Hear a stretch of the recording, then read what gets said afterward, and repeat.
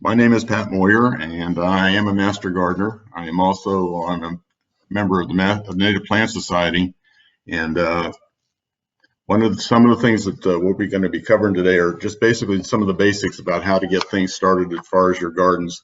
I know that everybody in the world's had some issues relative to things that have happened to them recently, as far as being able to work in your gardens, and I think that this thing is the timing right now is probably the best you're going to see for a little bit as far as being able to get out and doing some stuff in your gardens. With that in mind, I'm going to do a little bit of a shameless self-promotion. This is the Master Gardener application for our website, the dcmga.com, and it does list a lot of the things that we do on a periodic basis. Some of the things we don't have dates for because of some of the limitations as far as COVID, et cetera, et cetera. So keep in mind that some of the dates you're seeing on there for our garden tour and our veggie show and our garden fest are all kind of tentative at this point. But we do typically have a lot of our activities out there that are available to the general public, and we encourage all of you to have, participate as you can. And you can follow us on Facebook, Instagram, everything else, just like everybody else on social media. dcmga.com is a rather extensive website that you can use for resources too. So whenever you're out there looking for something that you can't find about plants, a good place to start is with dcmga.com. But right now we got spring. Spring's here. Everybody wants to see these wonderful things coming up and seeing all the beauty of the gardens and the trees, et cetera, et cetera. And so these are all things that we're going to be looking forward to. The big question is what can you do now?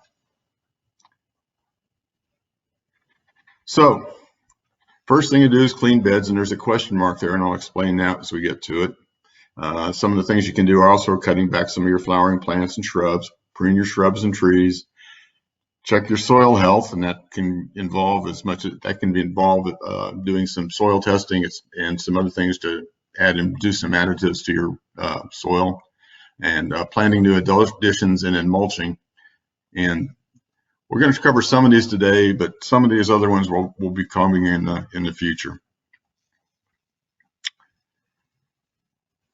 But the first thing you want to do, particularly in light of what's happened in the last couple of weeks, is basically to go out and do a little survey of your area.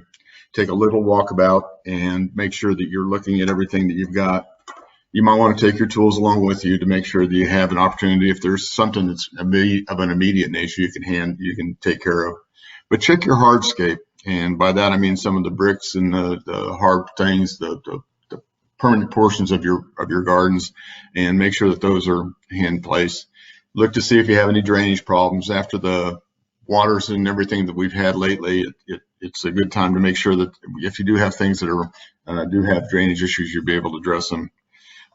Make a list of the plants you need replacement. Some of those ones are not going to be there. Some of those ones will make it through, but keep in mind that if you do need replacements, it's probably a good idea to try and start looking for them as soon as you can. Plants needing a new home. In other words, if there's some plants that you have that are out there that are probably in the wrong position. I know I've moved about 3 or 4 things that we had in our garden that were put in areas that are way too small to contain them. So I dug some of them up and I'm starting to move them now. And we also need to make sure you're looking at anything that needs planting or pruning. The 2 examples we got there, this is a little brick area down on my yard, and typically about once a year I have to go out and reset all the bricks because they tend to push the way out, so they start moving around, and I need to make sure that I try and keep them under control. And then look, in this case down here at the bottom with the Blackfoot daisy, what we're looking at there is the fact that we had one that died off. The second one is not going to cover that particular place, so we're going to try and end up having to put some more in there.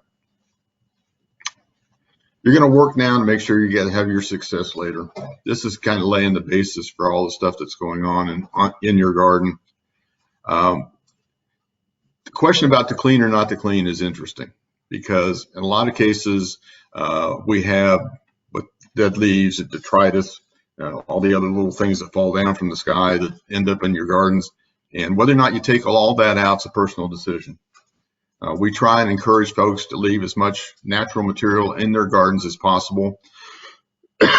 And that's basically to allow them to decay and be able to provide you with a more resilient garden. If it's something you're going to have that's going to be out in the middle of the public, and you really want to make sure it looks nice, then yeah, you can remove some of the leaves. But if it's something that's in an area where you really are, it's kind of up to you to look at and you can enjoy, and you don't feel too offended by having extra leaves and stuff in there, that it's best to just leave them if you can. And you can clean that out, but if you do that, make sure you try and do it as a composting so that you can maintain some of that same material around for the rest of your gardens. And one of the things you're going to find out is that additional mulching will be required either way. And we'll get into what mulching is and how we use that in a little bit. We showed these two down here because the bluebells is in a mulch bed, and it was one that was cleaned out, and it's got an agarine in the background. That the bluebells are, they're some of the plants that we really want to showcase, so we made sure we tried to keep them a little bit cleaner. The other one, the Brazos penstemon, is in a bed that's out by the street, and it's one that gets viewed by the public, but it's not something we really feel concerned about as far as allowing the deadfall or whatever you want to call it to lay there. So anyhow, just an idea.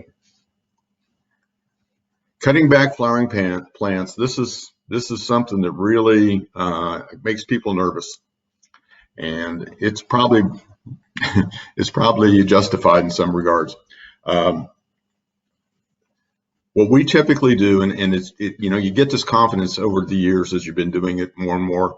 If you'll notice the Salvia gregae down at the bottom here on the left, it is one that was so woody and so large and so overgrown.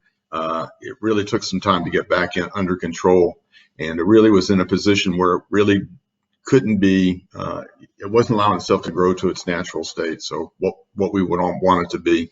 So we ended up basically taking this one down almost to the ground. And in a lot of cases, some of the woody plants that you're going to have, and I'm going to say Flamicanthus, I'm going to say Salvia gregae, can be taken all the way to the ground and let to come back up. I also got Texas hibiscus, Texas star hibiscus. Those are ones that we also take all the way to the ground. And they come back year after year. They're very resilient plants. Particularly with natives, you have a little bit of latitude as far as being able to, do what some people would consider over pruning, and the plant still survives. It may not be the case with some of the more exotics and things that you have, but pretty much for most of the case, any of the natives tend to have a little bit more resiliency. Pruning shrubs and trees. Now, this is something that a lot of folks would have probably have done already, or at least are looking at getting done fairly shortly. And what I'm going to talk about is not necessarily any of the fruit trees and things, because those have a little bit of a special criteria for them. But as far as the reasons for doing it, these are all kind of consistent. We want to do it as early as possible after the fall, after the freezes, you want to have the tree dormant if possible. And what you want to do once a tree is dormant, particularly, you want to take, or the shrub for that matter, take another walk, look up. And what we're trying to do, And what we're trying to do is we're trying to make sure that it has both things that are keep it safe, keep you safe, and to provide the best growth patterns for the trees and bushes. And for safety, what we're talking about, if you'll notice on the little sketch they've got there, there's a picnic table. And, you could be a sidewalk, it could be, a walkway, or it could be a road. And what you're trying to do is make sure that if there's any sort of issues relative to how that tree looks, what the conditions of the tree are relative to any sort of a target, and the targets being property or people. And if there's anything there that you want to make sure that that's one of the considerations you take when you're doing your pruning. It probably doesn't necessarily enter into it too much for most shrubs, but there are times when the shrubs do either obstruct walkways or whatever and stuff like that, and can cause a safety problem. So just keep that in mind. Another consideration is clearance. This is one that enters into a lot of different ways, and what the biggest issue you've got is typically utility lines in pathways or roadways. And what you're trying to do there is make sure that you're not obstructing something that can cause other people concerns. So anyhow, that's one of the big areas of interest right now. One of the things that we found lately, or at least has been brought up lately, is clearance relative to even solar panels and obstruction from, basically for any sort of satellite receptions and satellite disks. So it's something you also need to take into consideration. Another reason for pruning is for the health of the tree. You always want to remove any sort of infested or diseased branches, anything that's going to cause the tree damage to itself. In other words, cross or rubbing branches tend to do that. Codominant leads, and we'll talk a little bit about them later.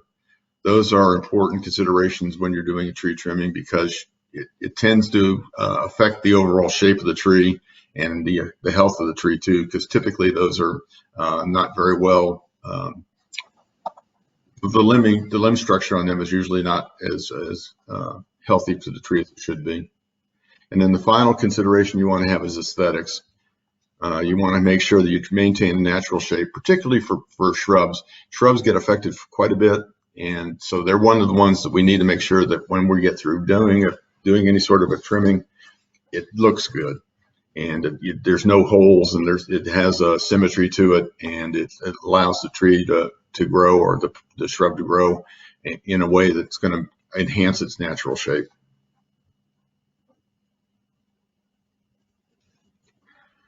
Some rules of thumb when you're out there: pay attention to clearance for sidewalks, utilities, buildings. That's kind of self-explanatory. Sidewalks are kind of interesting because I'm not sure what Louisville has in their rules, whatever, but I'm pretty sure that the ones in Flower Mound, where I live, it's 8 foot over the sidewalks, and I think it's 12 or 14 foot over the roadways. So it is something when you're looking at a plant and it's obstructing things. That's one of the considerations you need to have. Make sure you take into consideration. You want to make sure that you're enhancing the natural shape of the tree. Excuse me. A lot of trees, most of the big shade trees we got are single trunk. There are some smaller ones. Desert willow, for example, has a propensity to be a multi-trunk. Rough leaf dogwood's another one that has a multi-trunk, and so those need to be trimmed to enhance that particular growth pattern. Some trees can go both ways. I mean, desert willow is one of the ones that comes to mind easily because I've seen it done both as a multi-trunk and as a single trunk, and either way, as long as you maintain that, it tends to grow fairly well. Day current versus X current. This refers to the shape of the tree itself, and what it means is the day current is the one that's kind of a Christmas tree shape, and it's kind of a formal structure of the tree, the way the tree grows. Bald cypress is the one that tends to have that kind of a shaping to it. So it's another consideration you need to take into account. You don't want to take a tree that has that natural shape and try and alter it, but you do want to encourage it. And one of the things that happens, particularly with like bald cypress, is they tend to develop what we call a codominant lead, and it tends to make the tree look a little bit funny. And then whether or not the tree's small versus large, you don't want to treat a tree that is typically going to be a small tree in the same way you would a larger tree. One of the things we usually get asked going down here is whether or not we need to paint the cut areas. And that's typically not something you need to do either on shrubs or on trees. And what happened was, I think a long time ago, we took this approach, we being, I guess, the nursery groups, that if you cut a tree, it was basically a wound, and so you wanted to seal the wound. And I think what's been developed or found out later on is that the trees tend to contain that themselves, and so as soon as a cut's made, they will start the repair process of amending that or forming a scar tissue over that allows the tree to heal naturally. There are a couple of exceptions, and we don't really have it too much around here, but in areas where they have oak wilt, for example, they do still recommend that you do a paint, and it's not the old black tar type paint that they used to use. It's more just a light coating of a diluted latex paint that they usually use, and it's not something you typically do on anything other than trees that may have that type of an effect. And the only one I can think of right off the top of my head is for oak trees, particularly oak trees where you have an area where you have oak wilt available. Make sure your root flare is exposed, and that's another thing to keep in mind. And when you do your tree assessment, that's one of the things you want to look at to make sure that over time, either compost or mulch or any other sort of growth, it covers up your root flare. And I'll explain what the root flare is. And one of the things you want to do is you want to have a plan of attack, and we'll get a little bit into that later also.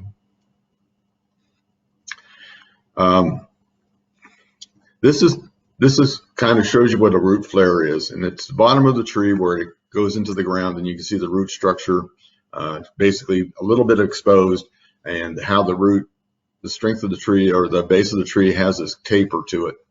And what we're trying to show there is that area should not be covered, and it tends to cause issues relative to insect damage, insect repulse. It also allows fungus and other things to get onto the root systems, which is not a desirable thing. And there's issues relative to how the tree will grow and how the tree will prosper. So we want to make sure that we keep that root flare identified and exposed as we're doing any sort of work. And when you do your plan of attack, particularly for shrubs and trees, you want to understand if you can do it. If you can't do it, or you feel uncomfortable doing it, and I'll tell you right now, tree ladders are not your friends. So if you have to be in the condition where you're climbing up a ladder, you might want to consider that as not something you want to do yourself, and you might want to have somebody else look at for you. We suggest, we being master gardeners, you contact an arborist, and I'll get into a little bit more about why an arborist and not necessarily a tree service. And if you do want to do it, go for it. Some of the tools you'll need to go do your shrubbing or your shrub and tree controls, and even within anything in your landscape, really. These are kind of the basics, and the availability of them is real easy. And which ones you get is up to you, whatever feels comfortable for you. There's only a couple of things I'll tell you that I think are important. I do think a pruning saw is one of the most, especially if you're looking at trees or shrubs, is one of the more desirable pieces of equipment to have. And the reason that is because it tends to be able to cut larger diameter limbs in structure, and it gets into areas where you don't have to get in as tightly as you did with loppers or with some of the other parts. Pruning shears is another one, and those, of course, I think everybody's seen. Nobody knows about them. Those are kind of standard equipment, and I do recommend that you only use a bypass. The other type of thing, and I'll show you a little bit in a second here, there's another type that's out there, and it's it's almost a crushing system. And then this is a tip pruner. And this tip pruner is really handy, particularly for smaller pieces that are on the outside and you just want to trim it up really quickly.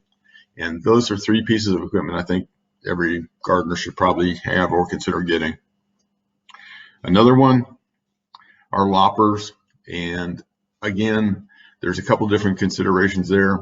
I have a pair of small ones I always have in my bag. I think they're really handy. They really do a great job as far as being able to handle anything up to maybe even 1.5 inches thick. So it's really pretty good to be able to do that. If it gets a little bit bigger than that, I'll either get a saw or I'll find something else a large lopper to get it to. Again, we're looking for the bypass, and when I'm talking about bypass is the fact that this does not have these blades actually slide by each other as they're making their cutting motion. And some of them have two cutting edges and some of them only have one, but still that cutting edge is usually the key to making the thing successful. This true one down here is one that I was given a long time ago, and it is an anvil type. And the anvil type, what happens is that cutting surface goes into another solid piece of metal. And those tend to wear out. To me, they tend to dull very quickly. And what happens is as you're doing that cutting, it's actually crushing part of the area you want to be cut. So you want to make sure that you have the bypass if you can find them. They're very, very easy to find. You won't find very many of these anvil types anymore, so that's probably a good thing. Shrub pruning. Anybody that's got any sort of Salvia gregae or Plamacanthus or just about any other small shrubs, this is something you need to try and pay attention to, because typically what happens is most people get a pair of these large bladed cutting things, and they basically tip prune them. And the tip pruning is not something that makes the tree or makes the bush very adaptable. It tends to cause a lot of tip growth that tends to shade out a lot of the interior sides of the plants, and so the plants don't seem to look as healthy. So what you want to do is you want to be able to prune things from the inside out, and what you're trying to do is to allow more light to get into the interior of the plant, and that will stimulate more growth within the shrub itself, and will allow the plant to grow a little bit more aggressively. Again, first thing you want to do is you want to go to remove any dead or diseased branches, anything that's crossing, and you don't want to do any tip pruning unless you have to make it so for access or for being able to get around them a little bit more easy. One of the things you should consider, and it's something that unfortunately I've had a lot of experience doing, is if a shrub is too tall, and that's not necessarily a shrub, but even some larger plants or flowering plants, if it gets too tall or it gets too big for the area it's in, you might want to consider moving it. It would probably have been better to move it a little bit earlier, but now's a good time too. You can get them, if you can get them before they start getting a lot of growth on them, you could probably resolve that and put them in a position where they can be a little bit better accommodated, if you will. And if a blooming shrub is not blooming, that's another consideration. You might want to consider moving it also. And typically what happens there is if it's not blooming, it typically has to do with either light conditions or soil conditions. And either way, if it's not in a place where it's going to bloom and do what you want it to do, it's probably a good time to think about either moving it or replacing it or finding a different plant itself. This is one of, if you talk to most master gardeners, and I think I'm in the 90% percentile group, they will tell you that the stuff that happens to crepe myrtles is criminal. And we have a lot of folks that it's particularly in the fall, what they'll do is they'll come in and they'll just lop these tops off. And the intent being that these knobs that form at the top, and these knobs get very ugly and just distended over time, will produce more flowering, and that's really not the case. What you're doing is you're stifling its natural growth, and it's forming these knots, and it doesn't help the plant at all. The uniformity of them is something that people think is really neat, and I don't think plants are designed to be that type of a uniformity. So when you're looking at a crepe myrtle, what you want to do is you're looking for anything that has any sort of crossing or rubbing, and removing them down at the base. You don't want to do any tip pruning. You don't want to do any only the smaller stuff that's crossing you might want to take off, but for the most part, what you're going to do is you're going to remove most of the cuttings and stuff you do with a crepe myrtle down at the base. The other thing you'll see down here are these water sprouts. And the water sprouts are something that occur when the plant's trying to be more aggressive in its growth. And I can also tell you that the other time they're going to form is when you try and take a crepe myrtle out. You'll also see these showing up for years and years afterwards. I had a crepe myrtle we took out probably 4 years ago, let the guy come in and do a stump grind and everything else. And to this day, I have little clusters of these water sprouts that come up in areas where I really don't want them, so I'm having to remove them all the time. So anyhow, just something to keep in mind if you are planting one, you know, and it's been, or one that's been there for a long time. Removal is not the easiest way to get rid of some of these things that happen with them. Again, the only time you should be relooking at from the lower branches is if there's something that looks weak or broken or damaged, and then you can trim those. Neil Sperry has this thing. He says you should never remove anything larger than a pencil in diameter, other than the rubbing stuff. So, and that's probably a good rule of thumb, and it keeps the plants looking healthy and it keeps the natural growth going. Spent a lot of time looking at trees. So anyhow, this is one of my other deals that have to do is how do you prune a tree, and the way you do the cuts on the trees is very, very specific. It's not that hard to do as long as you understand how the tree is growing. And what you're looking at here is about two different pieces of information here. One is the bark ridge, which is this area up in here where the branch actually attaches to the trunk, or to another branch even for that matter. And you'll see that there's this buildup of this bark area right here. And that bark area is an indicator of where the growth is. And so this limb that's coming out here actually starts growing somewhere around in here. And then you have a branch collar down here. And the branch collar is a lot harder to find on some plants. If you go out and look at one of your trees when you're out there sometime, and you'll take a look at it, you'll see that there is a kind of a line that forms around there as the tree is starting to grow. And that's the area where you want to make sure that you're also not cutting into. So this bark ridge and the branch collar are the two things that are really key to making a good cut on a tree. And the way you want to make your cut, if you're going to remove this branch, of course, for example, is you're going to come down. It's going to be on a diagonal going away from the tree. And it's going to be between the bark ridge and the branch collar. And if you imagine it as you're making the cut, where that cut would have the most uniformly round cross section. And that's what you want to end up with. And what happens there is that tree will start, it allows the tree to be able to seal it up without having issues relative to, damage that you may have done to the rest of the tree trunk when you're doing the cuts. And again here, a desired cut result is a round, downwards oriented, smooth cut.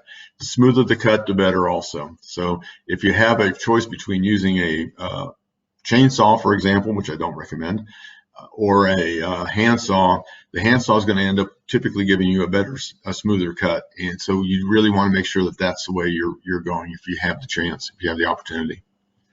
If you're working with an arborist or a tree service, they will probably not be able, you won't be able to determine which ones what type of thing you're going to have. So what type of tool they're going to use. This is again just sort of reiterating the same thing. And again, the target is the branch collar or the bark ridge, and there's the branch collar down here at the bottom. In this case, what they're doing is removing a dead branch. And you'll see this a lot on older trees where there's a branch that's coming out and it doesn't have any leaves on it. And suddenly you'll notice also that down to the area where it's joining into the tree, a lot of the bark may have been either gone or deteriorating, but the tree looks like it's still healthy, and that's not unusual. So what you want to be able to do is take off that branch, and you're going to cut it the same way. You're going to cut that diagonal down, and you're going to avoid the bark ridge and the branch collar, and you're going to end up with a round, smooth cut. And on the living things, the same thing. That's the same thing we just talked about. So this gets into what we call the three-cut method. Three-cut method is designed to make sure that you don't damage the tree or shrub or bush or anything else that you're doing as you're making your own cuts.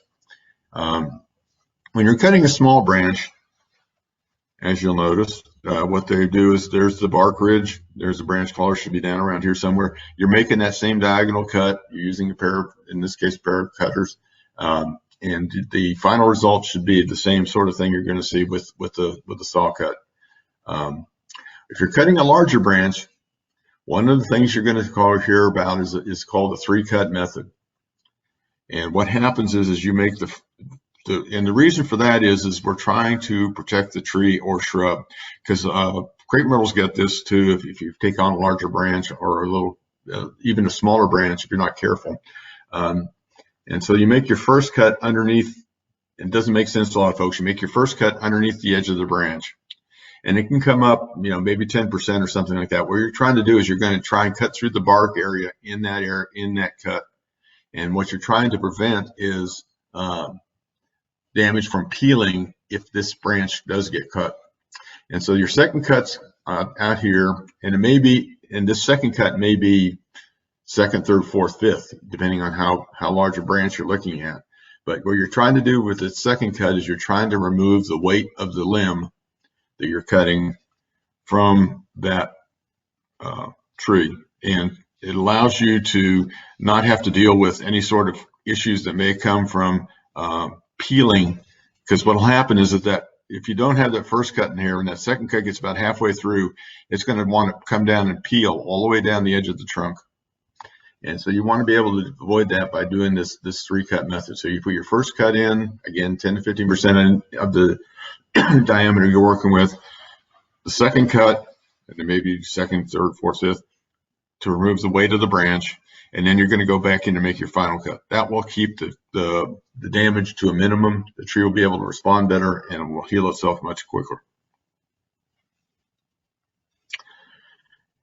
So again, tree pruning basics, and again, it also deals with with crepe myrtles and other shrubs and stuff.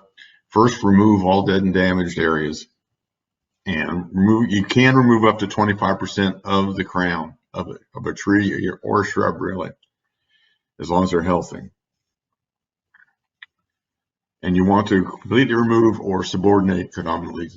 Again, I'll keep coming back to this codominant leads, and I'm sure it's probably got some people not understanding what I'm talking about, but I'll show you in a second. And then pay attention to the symmetry as you progress. What we encourage you to do is, if you're looking at a bush, shrub, whatever, and a tree, is as you're doing your removal, in order to maintain that 25%, you take the stuff that you've taken off the tree that's not, first off, take off the dead and damaged. Put that off to the side. What's remaining on the tree after you moved all the dead and damaged, you can take up to 25% of that. So if you come back in and you look at your tree and you start taking the stuff that's part of the canopy and moving it over to the side, and then just look at that, and then look at your tree, and then look at that, and look at your bush, and then figure out if, once you hit about that 25%, you really need to be thinking about not taking off anymore if you don't have to. And then also walk around it as you're doing it. The worst thing can happen is when you get through doing it, you end up having with that ugly Christmas tree where you have to stick it in the corner because you don't have any limbs on that particular side. You don't want to end up in that position. I want to go into little trees, and again, this is also smaller trees, also not just certainly young trees. But again, that first step, remove broken, dead, or dying branches, and then you want to select a dominant leader. This gets back into how I'm going to talk to you a little bit later about this codominant. But the dominant leader is one that has the straightness, particularly for shade trees and for any sort of smaller trees. Crepe myrtle, not crepe myrtles, Mexican plum's a good example. If you're going to take a desert willow and make that into a tree form, then that'd be another one you look at, try and look for a dominant leader if you want to go that route. So anyhow, what you're looking for is something that has a nice straight approach to it. And you want to make sure that that's the one you're going to maintain, and that so you leave that one alone as far as being able to, as trimming it. Establish lowest permanent branch. And for smaller tree or young tree, what you're going to do is you're not going to really be able to do that, because most smaller trees, may or may not have the branch up high enough to establish the lowest permanent branch at the time you're doing the trimming, because it's still too young to do that too. But just give an idea where you think you might want to be. Typically, again, if you're in an area where you have access issues or over near a sidewalk or something, that first permanent branch should be about 6 or 8 foot above the sidewalk or whatever area you're trying to protect. And then you're going to select remaining scaffold branches. This is pretty important, because what happens is what you want to do is you want to encourage the symmetry of the tree radially, and in addition to being over its height. So what you want to be able to do is you want to be able to look at it from the top and see that there's spokes coming out of a wheel, so to speak, that are all around the outside of it. And then you want to select temporary branches. That basically means that you're looking at the tree and understanding the fact that some of these branches are not going to be permanent. And if that's the case, you may want to either consider taking them off or allowing it to grow, but then understand that you're going to eventually take them off. You'll also notice on this particular example, we had some water sprouts, and we also had some basil sprouts that are coming up. Those would also be removed. Okay, here comes codominant. And codominant is something that really, once you start looking at trees, unfortunately, I do this class out at a couple different places, and once you start showing somebody what a leader looks like, a straight leader looks like, and then a codominant one looks like, everybody starts looking at the trees and starts making their own estimation. But anyhow, removing a codominant leader, or any branch for that matter, this is really kind of the same thing. What you see here is a tree trunk. This is an eaves necklace. And what you're noticing here is that these two branches have a fairly narrow crotch angle, as they call it. And that narrow crotch angle doesn't help the tree grow very well. It doesn't help it grow straight. It doesn't help it grow easily. That's a very, very weak attachment point. So what you want to do is you're going to remove it. And the reason we call these codominant leads is because this is a nice straight lead, and if this was the only one that was there, that could be a nice straight lead. So what we have here is we have two leaders that are of equal importance, because look at the diameters of them, they're both almost the same. So what we have to do is we've got to go pick one of them and say which one's the one that we want to save. And in this case, what I selected to do is take this one. The one on the other side is interesting, and probably if I didn't have this one, I wouldn't think it'd be a big problem. It may mean the tree looks a little bit different, but that's okay. But in this case, again, I took this one, and so what I did was I looked at it. There's my bark ridge, and there's my branch collar. There's the cut. This is the 3-point cut. What happens was I took the top up about here. That was so I did a first cut down in here, a second cut up a little bit higher to take the weight off of it, because what I didn't want to have happen was to have this peel down and hurt the tree and leave a big scar there. So I did that. I took this off, and there's my cut. So now I have a single leader tree, and it's going to be growing just as well as it can. And what happens is, over time, this is what it looked like. And what you're seeing there is the fact that this tree, this is called callus wood. This callus wood had formed up over that cut, and basically it compartmentalizes any damage that was done because of that. When you stop and think about it, that's really just a significant amount of material being taken off of a tree. And so you really want to make sure that what you're doing allows the tree to be able to heal itself as quickly and as easily as possible. And this callus wood forming like this is exactly what you want to see. What you don't want to see is any sort of an issue where it's a stub cut, which is one of the issues you typically see when people taking trees down or trimming trees or shrubs for that matter, is these stubs are left off. That doesn't allow the callus wood to form. And so that's one of the reasons why you do that.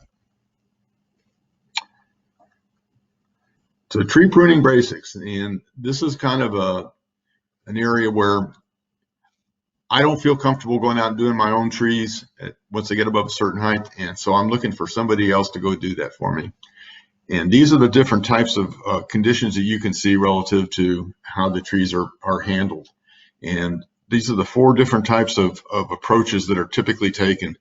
So you can see the before picture, you can see the crown cleaning, and so what's happened there is they've removed some of the things in here to try and increase the airflow, increase the light exposure, and it basically the only thing you're really doing in the crown cleaning is cleaning. You're looking at dead, dying, not really healthy looking or not very robust limb structure, and so you'll take that out. Crown thinning is one where they come back in and actually do a little bit more aggressive work, and they'll start thinning out like some of these side structures here. They've taken off some of the side things, and again, what they're doing is they're opening it up, getting more sunlight down into the plant, and this is actually also applies to shrubs. And then there's a thing called crown raising and crown reduction, and I'm hoping that most of you will not take that approach unless you have to. Crown raising is done when there's an area where you have to have an obstruction and you're trying to clear it so that people, have access to it. It's the over the sidewalk, over the highway type things. And then crown reduction is probably the most radical of all to me, because it basically stymies the growth of the tree.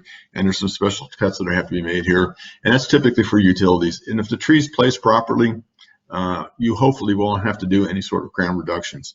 The impact it does to the tree is really not very healthy. So if you do have to go out and get an arborist or somebody to come in and look at your trees, these are the 2 that are best choices for you as far as being able to handle the trees. I think that personal opinion is we overuse crown raising. And I've got a neighbor and some other trees in my neighborhood, and they have pushed these bottom layer limbs 12, 14 feet high, and I for no reason other than the fact that they're in the yard, and I don't see that happening. And what you ends up with is these really strange looking trees that tend to not follow any sort of a natural form. So anyhow, just my things.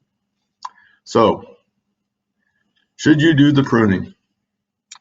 And small young trees are easy to do, so that's a really easy one to figure out. As the trees grow or as the trees age, sometimes you may not want to do that. Larger trees aren't as accessible. Ladders and power tools are not your friends. Just like this technology today, PowerPoint was not my friend. Climbing in trees should be left professionals and kids, and that's just personal opinion. I have more fun watching these guys get up in these trees and start removing limbs and moving things around than really it's what should be allowed. It's kind of fun watching them, and they're really good at doing it, and that means I don't have to, so that's even better. So if you don't do it, who can? And there are tree services, and my recommendation, and this is kind of generic to master gardeners themselves too. Tree services that don't have arborists, I would trust them to remove trees. That's about it. I'm a little bit leery, although I've seen some work that's been done by some of these guys, and it really looks pretty good. I think they know how to do the trimming. I think they're a little over aggressive sometimes, and I don't think they're taking the best approach for what the trees are supposed to be looking like when they get through. But for the most part, tree services, I'm happy to let them remove any sort of a dead or dying tree, or a tree that's in the wrong spot, whatever you want to call it. But if I do have a tree that I really care about, or large plantings and stuff, I recommend you go with an arborist. And I'll show you who they are in a second. But these guys will be able to tell you if there's any issues with your trees, any sort of thing that you consider as being a problem. And they can provide a comprehensive tree evaluation, including the health of the tree, recommendations as far as any sort of work that needs to be done to it. They are in business, so they do, my experience is they do sometimes try and upsell you, but if you don't buy into it, or you ask other questions about it, they tend to back off fairly quickly, so I'm not really too concerned about them. So these are the tree service guys. I think you need to have a certified arborist, and the International Society of Arboriculture is the guys that do this certification. They really have a wonderful website that you can get to. You can look for folks, for your area for arborists. And there's a number of places around that do have arborists on staff. So if you are looking for something, you can look on the ISA's website and you can find those guys, or you can just deal with some other folks around it and get some recommendations from folks who had really good experiences, and then see if they have arborists on staff that are going to be able to help you get a little bit more of a comprehensive view of what your tree health is like. I'm going to switch gears here, and we're going to talk about mulch. At this point in time, this time of year, is also when we should be looking at redoing mulch. And mulch is interesting because it's really sort of a transient piece of material, if you will, because what happens is the mulch, if you're using good mulch, it's made from a native product, and it will degrade and it will become part of your compost. So it actually ends up being a fertilizer of some sort that helps you maintain your plants also. So we tend to try and emphasize the use of mulch, and there's some other benefits to it. Of course, the moisture loss is moderated. It keeps the soil from getting too hot in some cases. Limits weed growth. It's not so much the limits it, to me, makes it easier if you do get weeds to get them out. And that's one of the big benefits, I think, to having mulch on there. And the organic mulches break down in compost. They feed the soil. It does make it look a little bit more cohesive, it says, but it helps it from an aesthetic standpoint to be able to show, these are the areas that you've got. It also tends to make the plants look a little bit more robust, if you will. And this paperwork for teenagers, I've never had anybody do that. And you can purchase it by the Viagra truckload. And I will tell you that there are a number of places that have truckloads that are available. I've got 12 yards sitting in my driveway right now, so I know that they're out there. And it's a case of looking around and finding who you think is the best deal. I will tell you that the city of Denton has, in their landfill area, they have what they call it's dino dirt and some bunch of other things, but they have a variety of different products that you can look at. I use the double grind mulch that is really pretty good, and there are ways that you can have it delivered to you if you have the availability or have the time and space. Otherwise, bags work well too. I think they even have bags up there also, so you can get them from there. Other hardwood type mulches are really desirable. Those are available in any of the big box stores. So again, it's something you need to try and think about having available to you once you start getting into your cleaning out your gardens. It should be placed on top of the soil. You don't want it touching the plants if possible. And 3 to 4 inches on top is adequate. It's desirable. It's if you get much more than that, it tends to form a barrier. So you really don't want to do that. Do recommend using natural material. Don't recommend using things like hay. They can come with different things in them that you're not too sure of.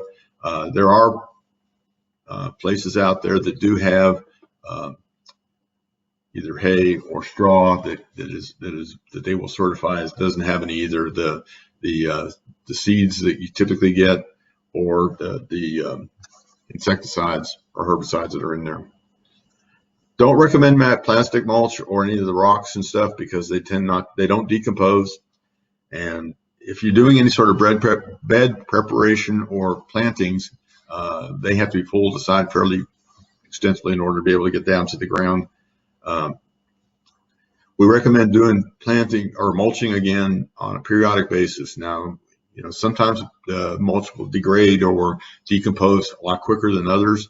And in that case, you might want to think about having another small group or small batch that you bring in to go use to cover your grounds in the winter. But typically in the winter, what happens, particularly in my yard, is I have a lot of leaf fall, and I try and leave that on the flower beds in order to help them winter over. I can tell you that right now that the majority of my plants made it through. They don't look right now, but they are doing very well as far as being able to grow from down at the bases. And so I don't think I've lost anything, particularly from a native standpoint. I've got one tree that's got some issues, but it had issues before the cold started. So how do you mulch around the trees? And this is one of the ones that always comes up having a little bit of an issue. 2 to 3 inches of mulch, it says, and then what you're looking at is you want to have some bare soil, so you're exposing that root flare again. And here we go with the how far out. This is to the drip liner. Oops, I'm sorry. Drip liner 3 foot. If I did the drip line, I would have more mulch than I could stand. So, because I've got a lot of fairly large trees. So 3 foot to me makes sense. Drip line does not. And I'll leave that up to you guys to figure out what you want to do. But you want to have an area around there that basically keeps some of the plant growth down, or the weed growth down. And what you're looking at here is, you have your bare soil, you have your tree trunk, and then the drip line. And the drip line, for those of you who don't know, is if you can imagine having a rainfall coming down on top of a tree, and the area where the rain does not hit the ground directly is where the drip line is. So in this case, it'd be right about there. And what you're looking at is, so anywhere from here to here would be where the drip line would be. It's a rule of thumb, and it's a nice way to be able to give people an idea of where things should be. But again, if you did that on a large tree, you may have 20 foot or 20, 30 foot out here. So anyhow, it's not really that necessary. Most trees you can't grow grass underneath there, so you'd have to have even if you had compost out there or mulch out there, it's still not going to help too much there. So anyway,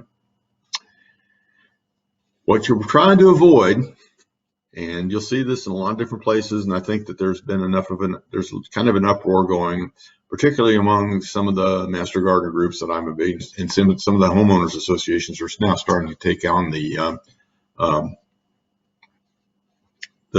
banner, if you will. If a tree looks like a telephone pole coming out of a volcano, whatever that is, I think it's supposed to be volcano, there is too much mulch and it's incorrectly applied. So make sure the root flare is exposed. Again, getting down to that area, that 5 inches around the base, and that also applies to shrubs too. You don't really want them on there also. 5 inches may be a little bit further away, but yeah, you might want to just go 2 or 3 inches away. But again, the mulch layer is what you're looking for, and that's really what you want to have available to you. So with all that in mind, this is, love your landscape as it matures. This is something, this is multiple years of mulching, tree framing, plantings. This is my backyard, part of my backyard. I didn't take this picture, but there's a whole bunch of stuff in there that, it's all kind of growing easily and copacetically, and everybody's happy. And so what you're trying to make sure is that everything stays that way. And if you do the prep up front, what happens is that this is what you can get, and some of the things you can look forward to. And finally, before I go dormant, are there any questions? So there are a couple questions. Sure. Mark asked, is it too late to trim back a Salvia greggii? No. Okay, go ahead. I'm sorry. And then the second part of that question was, are there any tips to tell if a plant will recover from the recent freezing temperatures? I have a large Japanese privet shrub which lost 50% of its leaves. There's one of the tricks to doing some of these things, particularly for some of the things that were first of Salvia greggii. Salvia greggii, I've got half of mine done, so I'm still doing mine. So I think you've probably got another 2 or 3 weeks before you really have to start worrying about doing any sort of damage or whatever to the salvia greyi.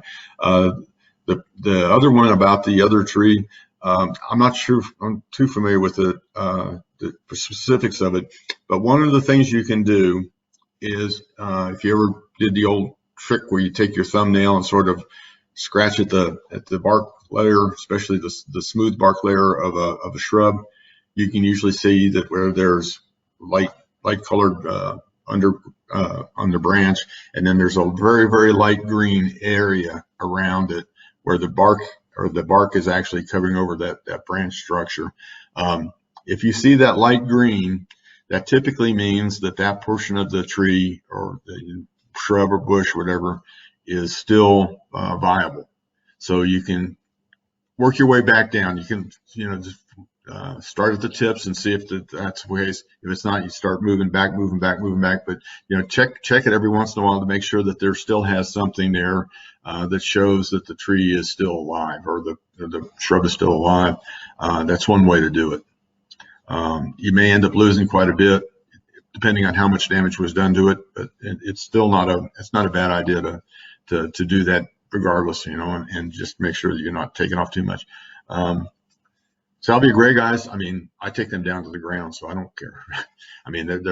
They go way back, so that's not a big issue. Okay, and we have 3 more questions. Sure. Crystal asked, any comments on sheet mulching, good or bad? If you're talking about a non-organic material, it's not really good unless you're doing something where you actually have to make sure that there's no growth going there. I'm assuming that's what you were talking about, is a sheet of material. I've seen it, there's weed blockers and things like that are out there. I don't know if that's exactly what they're talking about, but she says using cardboard. Oh, okay. We do that a lot, particularly when we're trying to use or develop a new garden area. And that's, as a matter of fact, I do a lot in my yard where I'm trying to get rid of my grass. I'll come back in and I'll take the grass down as far as I can and lay down cardboard and put in mulch on top of that and use that as my new garden bed. It takes some time to kill out all the stuff that's underneath there, but it tends to be the cardboard degrades, so it makes real life. It's fairly interesting to see it. It'll actually go down to the point where it's absorbed into the soil, and then the sheetrock or the mulch tends to hold the cardboard in place a little bit. Plus, it works out fairly well. So that's not a bad idea. We kind of call that lasagna gardening, and we use that as part of the process. Thank you. Brian asked, can compost be used as mulch, or should it be reserved for working into the soil only? It can. It probably won't do as well as, typically by the time it's become compost, it's got a little bit more porosity to it, and it doesn't really help you as far as making the barrier that you want to use for trying to obstruct some of the water loss. So it's probably not as good. And compost typically by that point is also has a lot more microactivity to it, and it's usually better used within the garden, I think. It wouldn't hurt it to do it. I've done it before, but I've also top dressed my yard or my lawn with compost before too. So. All right, and then the final question is from Laura. She asked, do you think Indian hawthorns with all of their leaves brown will survive? Probably not. That's just a personal opinion. Again, you might want to go do the little trick with the thumbnail, looking for the white with the white underneath with the green edge around where the bark is, to see if it's going to happen. I had Indian. I probably, when I first moved, I've been here for 30 some years. When I first got here, that's one of the things I put in was Indian hawthorns, and it seemed like I was replacing them. Back then, we'd seem to have a little bit more severe weather, particularly during the summer or during the winter, and it seemed like every year I was replacing Indian hawthorns. Don't know that that's a good thing. I had one that looked like it was about 10 feet across, about 3 foot high, but the rest of them tend to go out. So particularly the ones on the north side of my house were never made it through a severe winter. I wouldn't have too much faith in it, but it's worth looking at to make sure that they are dead before you take them out.